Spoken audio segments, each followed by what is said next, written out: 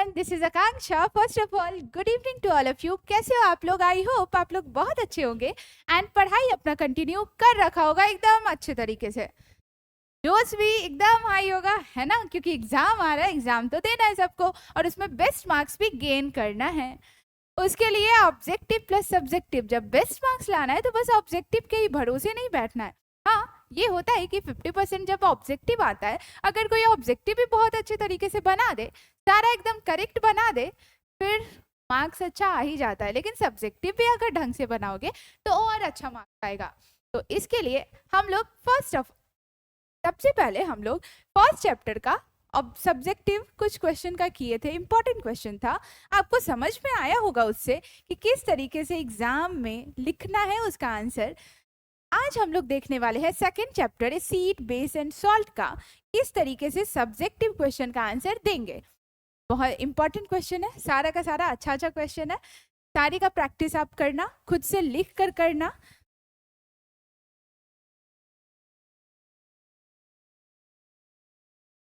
सारा का सारा आप कोशिश करना कि कर पाए। यहाँ पहले आप सुन लो, अगर लास्ट तक बनोगे तो आपको समझ में आएगा कि किस तरीके से लिखना है। ठीक है, बस ये नहीं कि आप सुन लिए लेक्चर, अब बात खत्म हो गया, अब सब्जेक्टिव नहीं करना है। तो आपको ऐसा भी नहीं करना है, पढ़ते रहो। लिखना भी उतना ही जरूरी है जितना सुनना जरूरी हो। सुन के दिमाग में बात कब रहेगा? जितना आप प्रैक्टिस करोगे, लिखोगे। तो बिना कोई देरी का हम लोग स्टार्ट करते हैं। जैसा कि अभी हम सेकंड चैप्टर स्टार्ट करेंगे, ठीक है? फर्स्ट चैप्टर में भी आपका क्लियर हुआ होगा। एनसीईआरटी का जितना भी क्वेश्चन है ना, आप बस उतना बना लो, बहुत इनफ है बोर्ड के लिए। और प्रीवियस ईयर का कुछ क्वेश्चन, ये है हमारा फर्स्ट क्वेश्चन सेकंड चैप्टर का एसिड बेस एंड सॉल्ट में खड़ के यूज से रिलेटेड हम लोग यही देखते हैं। याद आया कुछ? खट्टे, जैसे तांबा के बर्तनों में जूस नहीं बनाना चाहिए नींबू का, है ना? अगर बना देते हैं तो उसका स्वाद क्यों कड़वा हो जाता है, वो नुकसान भी करता है। तो यही क्वेश्चन है यहाँ पे, अभी सुन लो एंड देन लास्ट में लेक्चर अगर हाँ कोई अगर आपको इम्पोर्टेंट लग रहा हो कि ये समझ में नहीं आ रहा है, ये कैसे होगा, जैसे आपको ये कोई क्वेश्चन है, इसमें अगर कोई भी कंसेप्ट आपको लग रहा है कि ये समझ में नहीं आया, लिख लेते हैं बाद में याद करने के लिए। बाद में आपको इम्पोर्टेंट मतलब बाद के लिए आपको फिर से बुक पलटना ना पड़े, इसके लिए आप इम्पोर्टेंट पॉइंट लिख अभी वीडियो के साथ साथ ही। ऐसे इसका आपको पीडीएफ इसका मिल जाएगा टेलीग्राम ग्रुप पे। सारे लोग तो जुड़े ही होंगे, नहीं तो इसके डिस्क्रिप्शन बॉक्स में टेलीग्राम ग्रुप का लिंक होगा, वहां से जाके आप जुड़ सकते हो और पीडीएफ। ये हमारा रहा फर्स्ट क्वेश्चन। बिना कोई देरी का फटाफट से इसको भी सॉल्व करते हैं।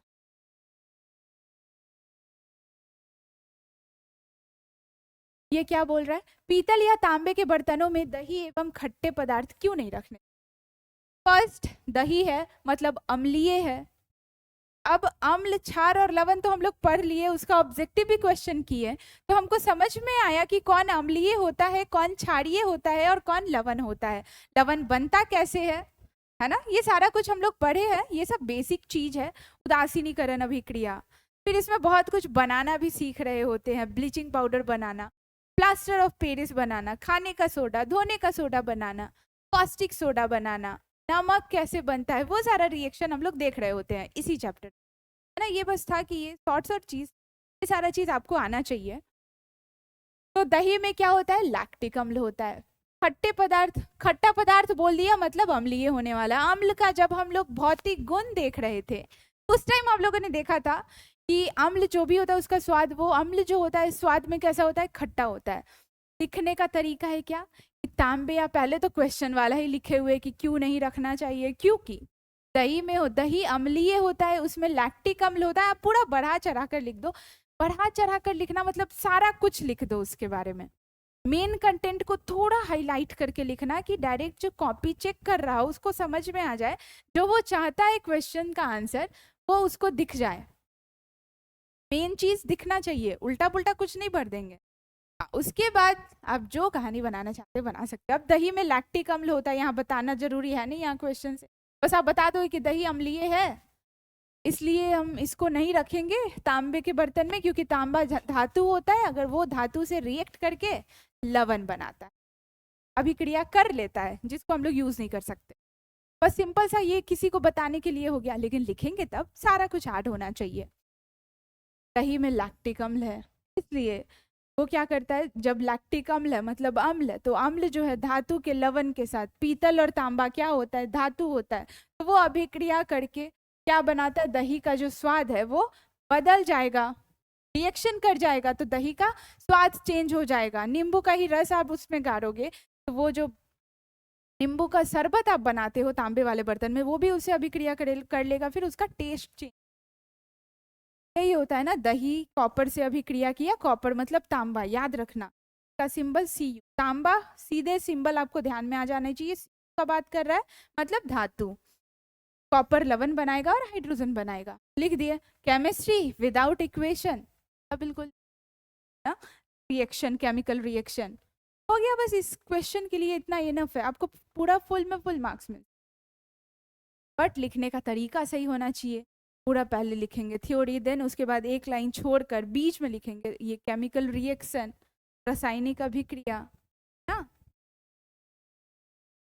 सारा ये ऐसे ही इसी टाइप का बहुत आगे क्वेश्चन है, सारा नया नया क्वेश्चन आपको दिखेगा, बस आप अभी सुन लो। एंड लास्ट में सारे क्वेश्चन का प्रैक्टिस आपको खुद से करना है कि हम कैसे लिख पा रहे हैं, उसी तरीके से एग्जाम में भी लिख पाओगे। अब ये देखो हम क्वेश्चन, केक या पाव रोटी बनाने में बेकिंग पाउडर का उपयोग क्यों किया जाता है? देखो कहाँ बीच से क्वेश्चन उठा लिया है। हम तो पढ़ रहे थे बेकिंग सोडा बनाना, बेकिंग सोडा के यूज में पढ़े थे कहीं बेकिंग पाउडर, और बेकिंग पाउडर के बारे में थोड़ा सा पढ़ते हैं कि बेकिंग पाउडर बनता कैसे है। तो बेकिंग सोडा था और बेकिंग सोडा और टार्ट्रिक अम्ल मिक्स हो जाता है, उसके मिश्रण से बना रहा होता है बेकिंग पाउडर, तो इस पर उतना ध्यान नहीं देते हैं। क्वेश्चन का ये जितना भी टॉपिक हम लोग पढ़ रहे होंगे, क्लास में पढ़े या खुद से पढ़े या वीडियो लेक्चर देख रहे हो, सारा टॉपिक क्लियर होना चाहिए, क्रिस्टल क्लियर, सारा कुछ समझ में आना चाहिए। अग्निशामक यंत्र के बारे में ही पढ़ रहे हैं तो वो कैसे यूज हो रहा है, ठीक है, वो भी सारा क्लियर होना चाहिए, तभी आप हर एक क्वेश्चन का आंसर एकदम सटीक तरीके से दे पाओगे, कंफ्यूज नहीं होगे, ज्यादा डर नहीं लगेगा एग्जाम टाइम। बेकिंग पाउडर बनता कैसे है वो पहले बता दिया गया। पूछा है क्या, केक या पाव रोटी बनाने में बेकिंग पाउडर का उपयोग क्यों किया जाता है, पूछा है। लेकिन हम पहले ये बता रहे हैं कि बेकिंग पाउडर किस किस से बना होता है, बताने का क्योंकि कॉपी भरना भी तो होता है, अगर 5 नंबर में है फटाफट लिख दे कि क्यों बना, क्यों होता है, क्योंकि कार्बन डाइऑक्साइड रिलीज होता है, एक लाइन में आंसर हो गया। लेकिन इतना ही पे छोड़ना नहीं है, कुछ लिखना है उसके बारे में। तो फर्स्ट बेकिंग पाउडर का यूज बोल रहा है, तो बेकिंग पाउडर का बात किया तो हम बता दिए कि बेकिंग पाउडर बनता कैसे है। फिर जब इसको हम जल में मिलाते हैं तो क्या रिलीज होता है, कार्बन डाइऑक्साइड रिलीज होता है। फिर इसका हम क्या कर दिए, लिख दिए एक केमिकल रिएक्शन। यहाँ से आपको चेंज करना है लाइन, यहाँ पे चेंज नहीं किया हुआ है, आप करोगे। ये NaHCO3 किसका होता है, खाने का सोडा का होता है ना, सोडियम हाइड्रोजन कार्बोनेट, जिसको बेकिंग सोडा बोलते हैं। बेकिंग सोडा खाने का soda, baking soda English name है, खाने का सोडा हिंदी नाम है। वॉशिंग सोडा इंग्लिश नेम है, धोने का सोडा हिंदी नेम है, यूज नहीं होगे। कार्बन डाइऑक्साइड रिलीज होता है, तो क्या कार्बन डाइऑक्साइड ठीक है रिलीज होता है। अब इसके बाद इसके क्या लिख दिया, केमिकल रिएक्शन इसका लिख दिया गया। खाने का सोडा प्लस इसके साथ अभिक्रिया किया H+ आयन के साथ, टार्ट्रिक अम्ल जो है, टार्ट्रिक अम्ल क्या देगा, टार्ट्रिक अम्ल का पूरा फॉर्मूला लिखने का जरूरत नहीं है, आप यहाँ H+ आयन लिख दो और नीचे लिख दो टार्ट्रिक अम्ल, समझ में आ जाएगा। बुक में भी उसी तरीके से लिखा हुआ है, कोई कोई बुक में टार्ट्रिक अम्ल का पूरा फॉर्मूला यूज किए। CO2 रिलीज हुआ और अम्ल का सोडियम लवण बना, है ना, सोडियम के साथ, ठीक है, ये लिख दिए रिएक्शन। अब उसके बाद क्या बोल रहा है, इस अभिक्रिया से उत्पन्न कार्बन डाइऑक्साइड के कारण, इसको नीचे वाले लाइन से स्टार्ट करेंगे, डायरेक्ट उसका आंसर हमको समझ में आ जाए कि वो ये बोलने का बच्चा कोशिश कर रहा है, मार्क्स मिल गया आपको फुल। कार्बन डाइऑक्साइड के कारण पाव रोटी या केक फूल जाता है, तो यह मुलायम और स्पंजी होता है।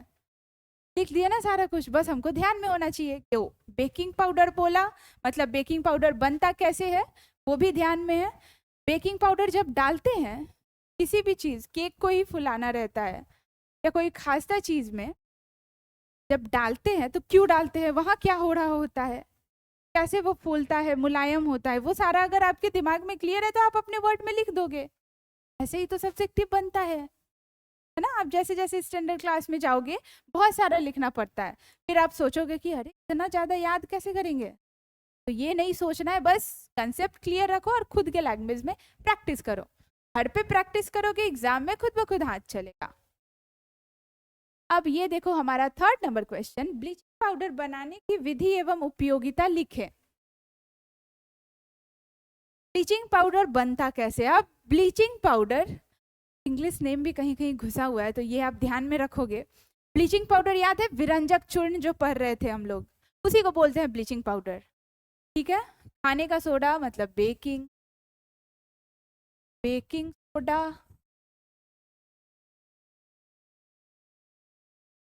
धोने का सोडा मतलब वॉशिंग सोडा,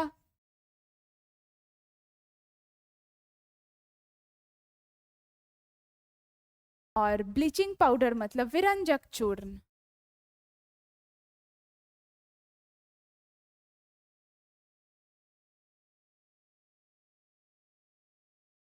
ये 3 इंग्लिश नेम याद कर लेना, ठीक है, याद रहना भी चाहिए क्या होता है। तो पहले बोल रहा है ब्लीचिंग पाउडर बनाने की विधि को लिखिए। अब जस्ट स्टार्ट करोगे उसके फॉर्मूला से, ब्लीचिंग पाउडर का फॉर्मूला क्या होता है पहले वो लिख दो, फिर उसको बनाते कैसे है, उस प्रोसेस को क्या बोलते हैं, वो सारा चीज ऐसे ही लिखा हुआ है ना यहाँ।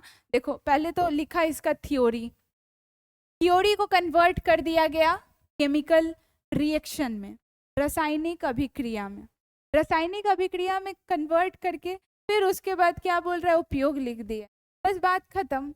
आप जब लिखोगे आपका 1 पेज पूरा फुल हो जाएगा, 1 से 1.5 पेज में चला जाएगा इसका आंसर। तो क्या लिखना है, विधि बोला तो मतलब फर्स्ट होना चाहिए कोई भी एक कंपाउंड, जैसे हम लोग इतना सारा सॉल्ट पढ़े थे ना, इतना सारा लवण, बोले विधि और उपयोग लिखने, फॉर्मूला से स्टार्ट करना है कि उसका फॉर्मूला क्या होता है। तो ब्लीचिंग पाउडर का सूत्र जो होता है आप वो लिखोगे, कैल्शियम ऑक्सीक्लोराइड होता है आप वो पूरा लिखोगे। फिर वो बनता कैसे है तो उसका हम पहले थ्योरी में लिखेंगे कि पहले हम सूखा हुआ चूना लेते हैं, उससे क्लोरीन गैस पास करते हैं, तब उससे बनता है हमारा विरंजक चूर्ण। उसको कन्वर्ट कर दिए केमिकल रिएक्शन में, ये शुष्क बूझा हुआ चूना इसी को बोलते हैं ना। बूझा हुआ चूना मतलब पानी ऐड कर दो, पानी ऐड करो मतलब हाइड्रोक्साइड आयन ऐड करो कैल्शियम में, क्लोरीन गैस पास की है। फर्स्ट चैप्टर में यही हम लोग देख रहे होते हैं कि थ्योरी अगर लिखा है तो आप उसको केमिकल इक्वेशन में कैसे कन्वर्ट करोगे। बहुत सारा क्वेश्चन हम लोग पढ़े थे, बहुत सारा क्वेश्चन हम लोग सॉल्व कर रहे होते हैं, एनसीईआरटी बुक या भारती भवन जिसमें भी देखो बहुत सारा क्वेश्चन रहता है, सॉल्व तो किए होगे। इसलिए बोला जाता है कि सॉल्व करो, आप जितना ज़्यादा सॉल्व करोगे उतना आप क्वेश्चन ढंग से लिख पाओगे। थ्योरी हम लिख दिए, अब थ्योरी को कन्वर्ट कर दिए केमिकल रिएक्शन में, केमिकल इक्वेशन में। उसके बाद इसका उपयोग लिख दिए कि लॉन्ड्री में साफ कपड़ों को विरंजन करने के लिए होता है, पीने वाले जल को जीवाणुओं से मुक्त करने के लिए होता है ना। आप इससे भी ज़्यादा उपयोग लिख सकते हो, जो जो याद है उपयोग आप लिख सकते हो, ठीक है, अपने हिसाब से जितना। अब ब्लीचिंग पाउडर जैसे ही दिमाग में आता है तो उसका सारा उपयोग आपके दिमाग में आ जाना चाहिए, ठीक है। जैसे ही ब्लीचिंग पाउडर नाम आया हमारे सामने, उसका विधि, उसका फॉर्मूला, उसका उपयोग सारा ध्यान में होना चाहिए। कैसे होगा, आप लिखोगे, पढ़ोगे, याद होता जाएगा, ठीक है। ऐसे भी ब्लीचिंग पाउडर और क्या हो गया, धोने का सोडा, खाने का सोडा, प्लास्टर ऑफ पेरिस, ये सब डेली लाइफ में यूज हो रहा होता है, इसके बारे में हम लोग बहुत कुछ सुन रहे होते हैं, तो ये ज़्यादा पढ़ने का जरूरत तो है नहीं, एक बार पढ़ लिए तो याद हो जाता है। चौथा नंबर क्वेश्चन, पढ़ो और देखो इसको किस तरीके से लिखा हुआ है। ये ज्यादा कुछ है नहीं, सोडियम हाइड्रोक्साइड, और सारे का जनरल नेम मतलब सामान्य नाम, नॉर्मल लैंग्वेज में क्या बोलते हैं, उसका सूत्र क्या है, रासायनिक सूत्र, जितना भी लवण आप पढ़े वो धोने का सोडा, वाश और बेकिंग सोडा, कॉस्टिक सोडा, सारे का रासायनिक नाम प्लस बोलते क्या है वो भी। जैसे यहाँ सोडियम हाइड्रोक्साइड है मतलब हमारे दिमाग में आ गया कि वो कॉस्टिक सोडा इसको बोलते हैं। ऑब्जेक्टिव में क्या पूछता है, कॉस्टिक सोडा का सूत्र बताओ, रासायनिक सूत्र, तो याद रहेगा तब तो बना पाओगे ना। ये मैंने बोला बार बार, जैसे ही मैं हेडिंग भी दिलवाती हूँ तो उसके साथ में उसका फॉर्मूला लिखवा देती हूँ कि आपको याद रहे। सोडियम हाइड्रोक्साइड के कुछ उपयोग को लिखना है। अब कॉस्टिक सोडा जैसे ही ध्यान में आया, उसका विधि हमको ध्यान में है, क्लोर अल्कली विधि था, उससे हम लोग बना रहे थे सोडियम हाइड्रोक्साइड, है ना। एंड उसका फिर बनाने का विधि आपको ध्यान में आ गया। उसके बाद उसका उपयोग धातुओं से ग्रीस निकालने के लिए किया जाता है, चिपचिपा निकालने के लिए। साबुन बनाने में इसका उपयोग होता है। अपमार्जक के निर्माण में भी सोडियम हाइड्रोक्साइड का उपयोग करते हैं, कागज बनाने में भी करते हैं। आप इसी को लंबे लंबे लाइन में लिख दो। सोडियम हाइड्रोक्साइड का उपयोग धातुओं से ग्रीस हटाने में होता है। साबुन बनाने में भी कॉस्टिक सोडा का उपयोग करते हैं। ऐसे ही करके लिख दिया। कृत्रिम फाइबर बनाने में भी किया जाता है।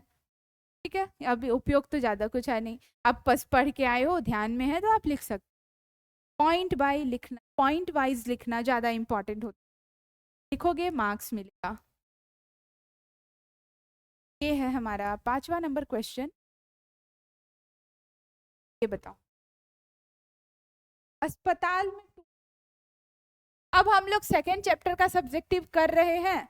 अस्पताल और टूटी हुई हड्डियां जैसे ही देखे आ गया समझ में, वो प्लास्टर ऑफ पेरिस का बात कर रहा है यहाँ, है ना, कि वही चीज। तो लास्ट में थोड़ा अजीब लगता है, अरे इसमें ये भी पढ़ना है कि प्लास्टर ऑफ पेरिस हम लोग कैसे बना सकते हैं। हम लोगों को लगता था कि वो जो हाथ टूट जाता है वो दवा लगाकर उसको जोड़ता है, लेकिन ऐसा कुछ नहीं होता। वो प्लास्टर ऑफ पेरिस जो होता है वो ज्यादा हार्ड होता है, इसके कारण उसमें लपेट दिया जाता है कि हाथ हिले नहीं और हाथ जुड़ जाए, वहीं रखे रखे। ठीक है, ऐसे अगर नॉर्मल इंसान है तो वो बार बार हाथ हिलाएगा ही, जिसके कारण हड्डी जुड़ नहीं पाएगा, इसलिए प्लास्टर करवाते हैं। पहले तो लगता था कि अरे इसमें कुछ दवा है, दवा लगा देता है कि जिससे वो हड्डी अंदर से जुड़ जाए, ऐसा कुछ नहीं होता। तभी तो इसमें जान रहे होते 10th में जब पढ़ते हैं तो। अस्पताल में टूटी हुई अस्थियों को जोड़कर बैठाने में उपयोग में लाए जाने वाले यौगिक, यहाँ नहीं लिखा हुआ है डायरेक्ट प्लास्टर ऑफ पेरिस, आपको याद करने की हो। कैसे ध्यान में आएगा, जब प्रैक्टिस करोगे, बार बार पढ़ोगे तब। यौगिकों का नाम का उल्लेख कीजिए, तो पहले तो आपको नाम प्लस सूत्र लिखना है। ठीक है, अब इसको कैसे निर्मित करते हैं, तो पहले तो आप लिखोगे नाम प्लस इसका रासायनिक सूत्र, एक लाइन में हो गया या 1 से 2 लाइन में हो गया। देन इसके बाद लिखोगे आप इसको, इसके बनाने की विधि। तो विधि हेडिंग डालकर उसके नीचे से स्टार्ट करना है आपको। इसमें एक ही लाइन में लिख दिया गया है सारा, आपको इस तरीके से नहीं लिखना है। पहले तो लिख दिया कि क्या हुआ होता है, उसे प्लास्टर ऑफ पेरिस कहते हैं। प्लास्टर ऑफ पेरिस का रासायनिक सूत्र यहाँ लिख दिया है। रासायनिक सूत्र के साथ साथ इसका रासायनिक नाम भी लिखा हुआ है, कैल्शियम सल्फेट हेमीहाइड्रेट। अब इसको बनाया कैसे जाता है तो आपको भी पता है, जिप्सम को गर्म करते हैं 373 केल्विन पर, तब बनता है हमारा प्लास्टर ऑफ पेरिस, है ना। फिर इसके बाद आप इसका लिख दो फॉर्मूला, फॉर्मूला आपको याद है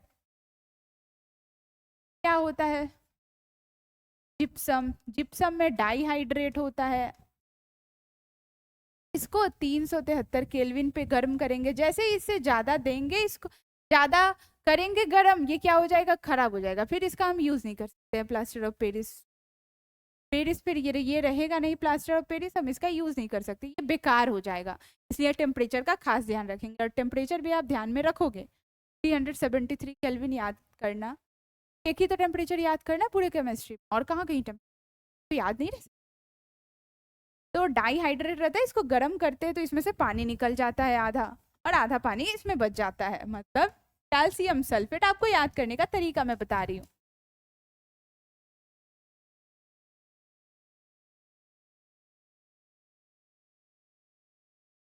हो गया ये हमारा सूत्र। तो पहले विधि पूरे अच्छे तरीके से लिख दिए कि कैसे कैसे होता है, देन उसके बाद ये वाला रिएक्शन लिख दिया, बात खत्म हो गया। ये वाला नीचे सबसे रिएक्शन, बात खत्म हो गया, इसका आंसर खत्म। इस तरीके से आपको आंसर देना है।